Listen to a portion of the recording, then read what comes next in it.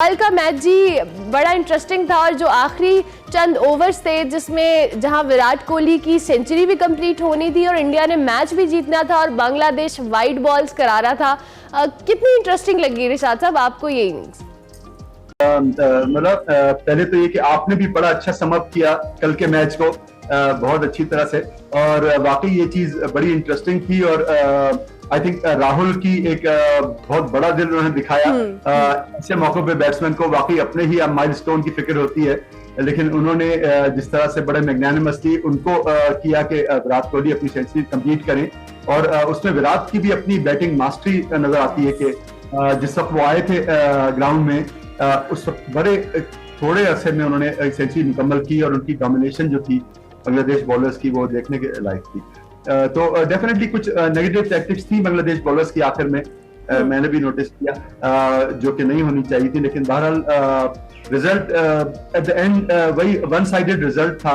और मैं समझता हूँ कि जो होम ग्राउंड को, जो होम टीम को जो एडवांटेज हासिल होता है वही इंडिया इस वक्त डिस्प्ले कर रहा है। ये दुनिया भर में रहा है, जहां जहां भी जो होस्ट होते हैं, जो होम टीम होती है, उसको जाहिर अपने ग्राउंड्स का पता होता है, अपनी कंडीशंस का पता होता है, तो उस हिसाब से इंडिया डोमिनेट कर रहा है और अभी तक अनबीटन है। No doubt. अब जिस तरह रिशाद साहब ने कहा कि होम ग्राउंड का एज तो होता है और इंडिया के पास ये एज है और अब तक इंडिया ने प्रूव भी किया है कि वो अपने होम ग्राउंड पे खेल रहे हैं, बड़ा अच्छा खेल रहे हैं। कल के मैच पे आपका कॉमेंट?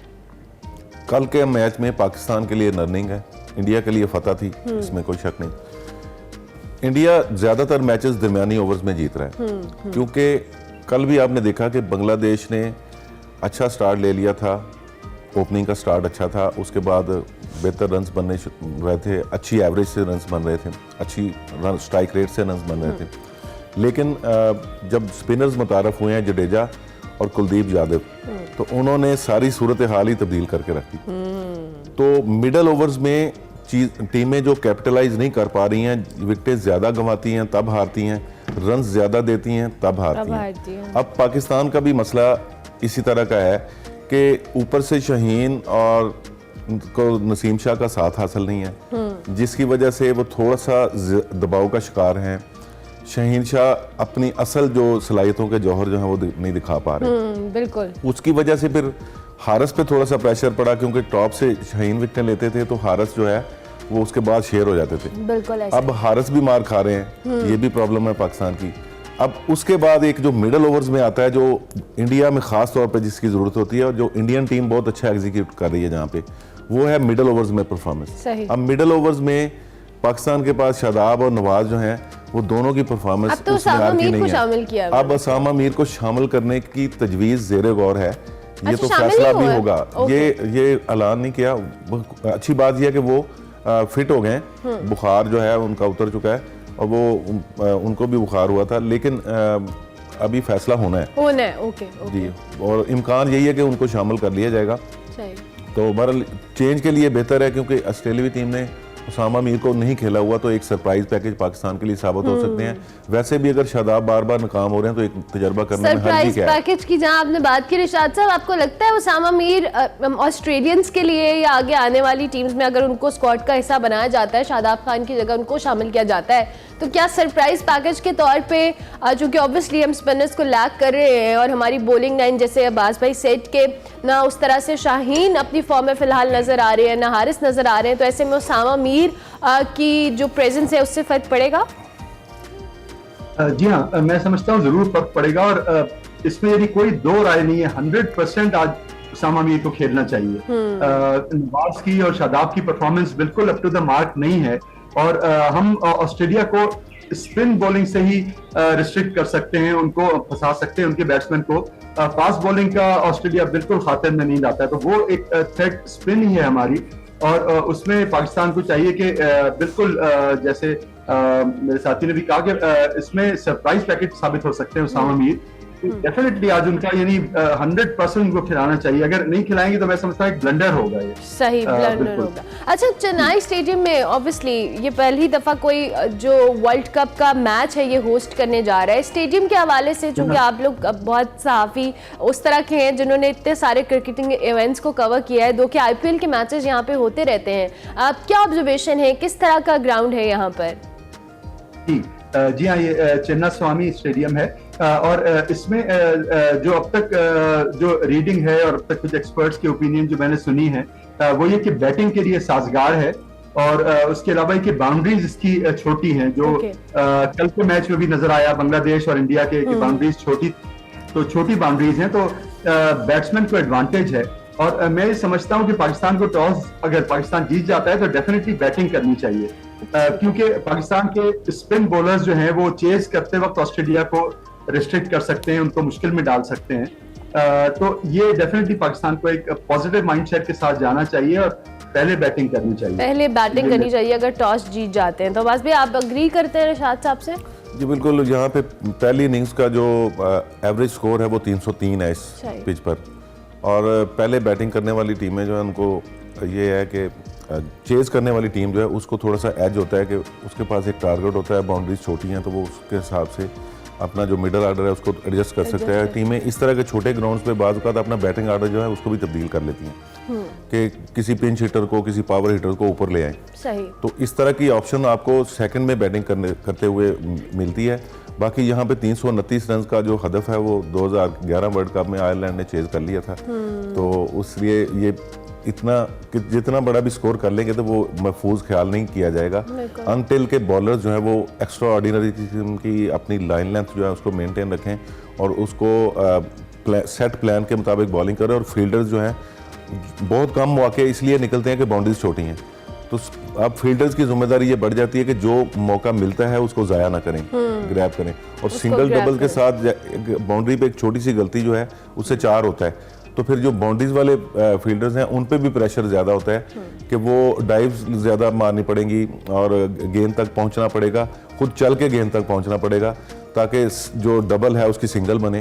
तो ये छोटी छोटी जो चीजें हैं वो करेंगे तो माइंड में रखेंगे। अच्छा, अभी आपने पहले बैटिंग की बात की तो अहमदाबाद में जो पाकिस्तानी टीम टॉस जीती थी, टॉस हार गई थी इनफैक्ट, तो बैटिंग की थी और नीदरलैंड्स को 81 रन से शिकस्त दी थी, जबकि अहमदाबाद में ही दूसरे मैच में बाबर आजम ने टॉस हारा था और फील्डिंग की दावत मिली थी, जबकि श्रीलंका को 6 विकेटों से हराया था। अहमदाबाद में मुसलसल तीसरी बार जो पाकिस्तानी कैप्टन थे वो टॉस हारे थे और बैटिंग की दावत मिली थी, जबकि भारतीय टीम ने पाकिस्तानी टीम को 7 विकेटों से शिकस्त दी थी। चेन्नई में जी ऑस्ट्रेलिया ने भारत के खिलाफ टॉस जीता था और बैटिंग का फैसला किया, 199 रन पर आउट हो गई थी और 6 विकेटों से शिकस्त खाई थी।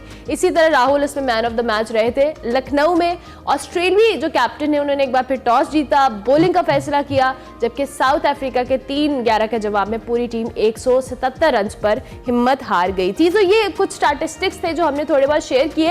अच्छा, दूसरी जानिब रिशाद साहब, कल बाबर आजम ने कहा है कि जिस तरह से आप नेट प्रैक्टिस करते हैं या अपनी ट्रेनिंग करते हैं उसी तरह से खेलना है, ग्राउंड में जाके ज़्यादा सोचने की ज़रूरत नहीं है।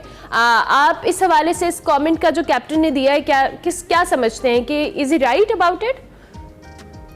जी हाँ, मैं समझता हूँ कि ये मैसेज तो डे 1 से बाबर को देना चाहिए था और टीम को पता भी होना चाहिए। मैं समझता हूँ कि इसमें लक फेवर्स द ब्रेव जो एक मशहूर मुहावरा है, तो उसमें जो जितनी बहादुरी से जितने कॉन्फिडेंस से आप खेलेंगे उतना ही पाकिस्तान का ज्यादा चांस है।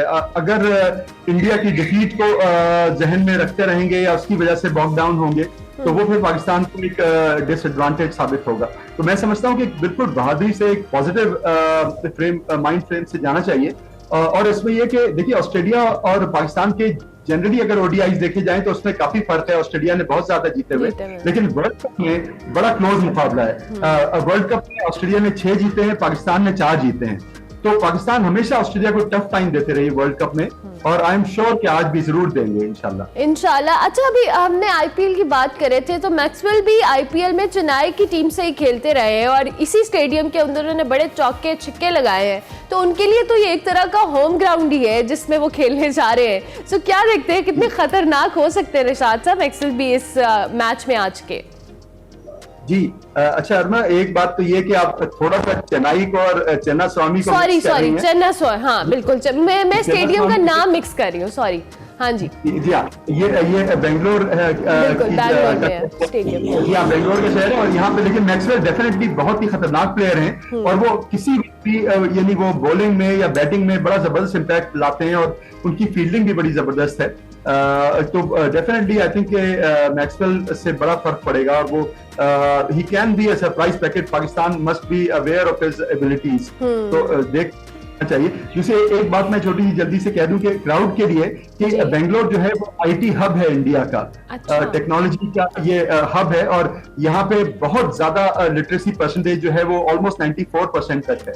तो यहाँ की हमें उम्मीद यह है कि यहाँ का क्राउड बहुत एक स्पोर्टिंग और एक पढ़े लिखे अहमदाबाद की तरह नहीं होगा जिस तरह से उन्होंने प्लेयर्स को ट्रीट किया था. तो अब्बास भाई, ये जिस तरह से रिशाद साहब कह रहे हैं कि बैंगलोर के अंदर ज्यादातर पढ़े लिखे लोग हैं, जो आईटी उनका हब है ये बैंगलोर, जिसमें हम आज मैच होने जा रहा है, तो यहाँ पर जो क्राउड कंपैरेटिवली वो पढ़ा लिखा है, थोड़ा तमीज़दार. आपको लगता है कि ग्राउंड में भी वो उसी तमीज़ का मुजाहरा करेंगे, ना कि अहमदाबाद जैसे? बिल्कुल, क्योंकि ये मैच एक तो पाकिस्तान का इंडिया के साथ नहीं हो रहा, तो मेजबान क्राउड जो है वो दोनों के लिए बराबर है. दूसरी बात यह कि लोग अच्छी क्रिकेट देखना चाहते हैं. कल जो इतलात हमें वहाँ से मिली हैं, कुछ रिपोर्टर्स से बात हुई थी जो वहाँ पे मौजूद हैं, तो उनका यही कहना था कि कल 1-2-3 दिन से लाइनें जो हैं वो लगी हुई हैं और लोग जो हैं लाइनों में लग के टिकट्स खरीद रहे हैं. और बड़े हैरानकुन है कि मेज़बान टीम का मैच नहीं है, इसके बावजूद लोग इंटरेस्ट शो कर रहे हैं. तो इसका मतलब है कि कुछ लोग ज़ाहिर है ऑस्ट्रेलिया को सपोर्ट करेंगे, कुछ पाकिस्तान को भी करेंगे. इस नो डाउट के पाकिस्तानी के सपोर्टर्स कम होंगे, क्योंकि जो ऑस्ट्रेलियन क्रिकेटर्स हैं वो आईपीएल की वजह से वहाँ पे बड़ा खेलते हैं. और ये जो बेंगलोर की में चन्ना स्वामी स्टेडियम है, इसमें भी जो मैचेस हुए हैं इसमें ऑस्ट्रेलिया खेल चुके हैं और वो इन कंडीशंस का अच्छा तजुर्बा रखते हैं. एक और है जो ऑस्ट्रेलिया को ये है कि ऑस्ट्रेलियावी टीम भी यहाँ पे खेल चुकी है और अच्छे बड़े स्कोर्स कर चुकी है. अच्छा. तो और पाकिस्तान एक तरह से होम ग्राउंड ही है उनका भी. पाकिस्तान के लिए स्मिथ और मैक्सवेल और पैट कमिंस, काफी क्रिकेटर्स उनके जो है वो इस ग्राउंड पे खेल चुके हैं, काफी मैचेस खेले हैं. ये नेशनल टीम की तरफ से भी खेल चुके हैं, आईपीएल के मैचेस भी खेल चुके हैं. पाकिस्तान के लिए ये फर्स्ट एवर तजर्बा है. पाकिस्तानी प्लेयर्स पहली बार इस छोटे ग्राउंड का जो है वो मजा लेंगे और इसका फायदा किस तरह से उठाते हैं ये अब देखने आने वाला वक्त बताएगा. Thank you very much Rishad साहब, बहुत शुक्रिया आपका भी. अब्बास रजा हमारे साथ मौजूद थे बैंगलोर में. जी, आज पाकिस्तान वर्सेस ऑस्ट्रेलिया का मैच है और चूंकि अभी हमारे एक्सपर्ट्स भी कह रहे थे कि ऑस्ट्रेलिया जो टीम है उस ग्राउंड से खासी फेमिलियर भी है, बहुत सारा अच्छे यहाँ पे चौके छिक्के भी मार चुकी है. पाकिस्तानी टीम के लिए पहला तजर्बा है, लेकिन इसको बहुत अच्छे तरीके से अवेल करेंगे.